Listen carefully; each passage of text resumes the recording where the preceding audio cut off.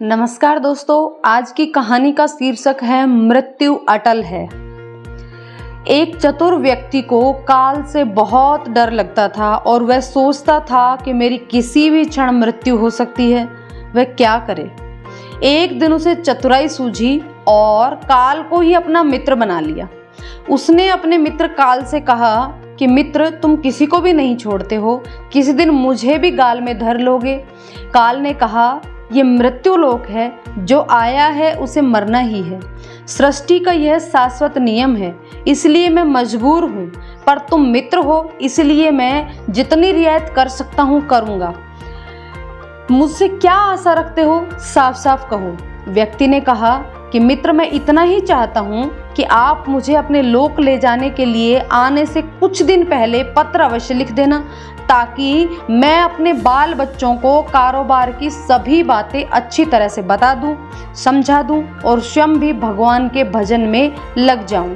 काल ने प्रेम से कहा कि यह कौन सी बड़ी बात है, मैं एक नहीं आपको 4 पत्र भेज दूंगा, चिंता मत करो। चारों पत्रों के बीच में समय भी अच्छा खासा दूंगा, ताकि तुम सचेत होकर के काम निपटा लो। वह व्यक्ति बड़ा ही प्रसन्न हुआ, सोचने लगा कि आज से मेरे मन से काल का भय भी निकल गया। मैं जाने से पूर्व अपने सभी कार्य पूर्ण कर लूंगा और मेरे देवता भी स्वागत करेंगे। दिन बीतते गए, आखिर मृत्यु की घड़ी आ पहुंची। काल अपने दूतों सहित उसके समीप आकर के बोला कि मित्र, अब समय पूरा हुआ, मेरे साथ चलिए। मैं सत्यता और दृढ़ता पूर्वक अपने स्वामी की आज्ञा का पालन करते हुए एक क्षण भी तुम्हें और यहाँ नहीं छोड़ूंगा। उस व्यक्ति के माथे पर बल पड़ गई, भुरकुटियां तन गई और कहने लगा, धिक्कार है तुम्हारे जैसे मित्रों पर। मेरे साथ विश्वासघात करते हुए तुम्हें लज्जा नहीं आती? तुमने मुझे वचन दिया था कि आने से पहले पत्र लिखूंगा, परंतु तुम तो बिना किसी सूचना के अचानक दूतों के साथ मेरे ऊपर चढ़ाए। मित्रता तो दूर रही, तुमने अपने वचनों को भी नहीं निभाया। काल हंसा और बोला, मित्र, इतना झूठ तो ना बोलो। मैंने आपको एक नहीं 4 पत्र भेजे, आपने एक भी उत्तर नहीं दिया। उस व्यक्ति ने चौंक कर पूछा, कौन से पत्र? कोई प्रमाण है? मुझे पत्र प्राप्त होने की कोई डाक रसीद जो भी आपके पास है वो मुझे दिखाओ।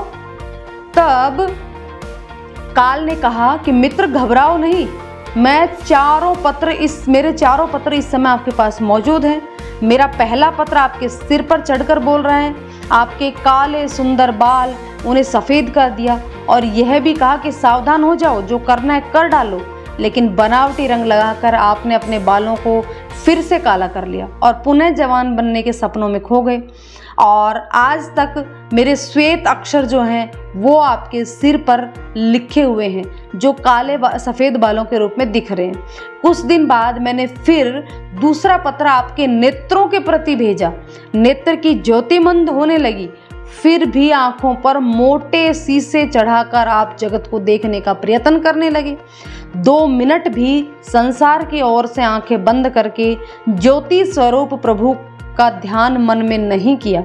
इतने पर भी सावधान नहीं हुए तो मुझे आपकी दीन दशा पर बहुत तरस आया और मित्रता के नाते मैंने तीसरा पत्र भेजा और इस पत्र ने आपके दांतों को छुआ, हिलाया और तोड़ दिया। आपने इस पत्र का भी जवाब न दिया, लेकिन नकली दांत लगवाए और जबरदस्ती संसार की भौतिक पदार्थों का स्वाद लेने लगे। मुझे बहुत दुख हुआ कि मैं सदा इसके भले की सोचता हूँ, पर यह हर बार एक नया बनावटी रास्ता अपनाने को तैयार रहता है। अपने अंतिम पत्र के रूप में मैंने रोग, क्लेश और पीड़ा को भेजा, परंतु आपने अहंकारवश सब अनसुना कर दिया। वह व्यक्ति काल के भेजे हुए इन पत्रों को सुनकर के फूट फूट कर रोने लगा और अपने विपरीत कर्मों पर पश्चाताप करने लगा। उसने स्वीकार किया कि मैंने गफलत में शुभ से चेतावनी भरे इन पत्रों को नहीं पढ़ा। मैं सदैव यही सोचता रहा कि कल से भगवान का भजन करूंगा, अपनी कमाई अच्छे शुभ कार्यों में लगाऊंगा, पर वह कल तो कभी आया ही नहीं। काल ने कहा, आज तक तुमने जो कुछ भी किया, राग, रंग, स्वार्थ और भोगों के लिए जानबूझकर ईश्वरीय नियमों को तोड़कर तुमने जो कर्म किए हैं, उस व्यक्ति को जब कोई मार्ग दिखाई नहीं दिया तो उसने काल को करोड़ों की संपत्ति का लोभ दिखाया। काल ने हंस करके कहा, मित्र, यह मेरे लिए धूल से अधिक कुछ भी नहीं है।